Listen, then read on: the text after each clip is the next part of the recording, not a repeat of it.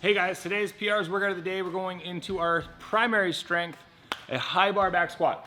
This is also our secondary strength from our previous month of the base and balance. But with this month, we're focusing on our strength and power. So we're gonna take this transition from last week's secondary to our primary for this week, for this month.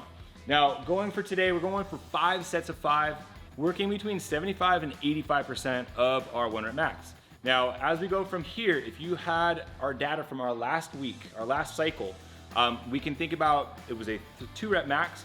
We can use that as a general idea as far as maybe what percentage we should work with for today. But if you have a current max, let's use that for our data. Now, for a high bar back squat, the big thing we want to think about is make sure that bar is sitting at the top of our shoulders.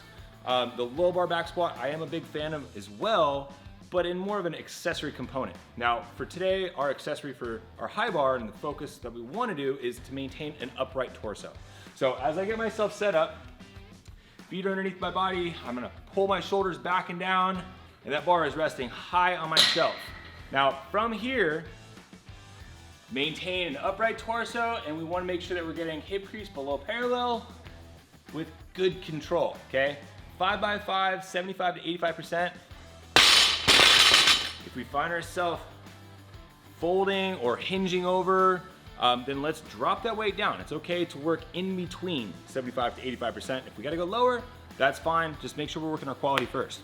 Then after that, we're gonna move into a descending rep scheme metcon, starting off with 18, 12, and 6. Each round is gonna start off with a 30-second L-sit hold. Okay, from the L-sit hold, we're gonna go into a goblet squat and then box jump overs. Now, when we go to the L-sit hold, we have 30 seconds.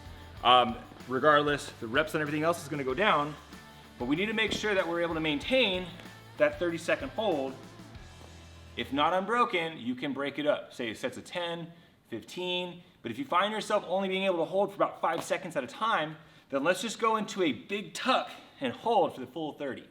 Then our goblet squat. Whether using a kettlebell or a dumbbell, our standard for today is to work on keeping that weight away from the body. I don't want anything touching the body. We're not resting against the shoulders.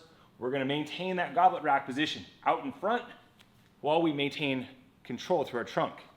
Okay, so we've got goblet squat, then our box jump over. Now for the box jump over, all we're looking for is to get across the other side. So 2 feet contact, hop down, step down, whichever works. 18, 12, 6 here, 30 seconds across the board. Have fun.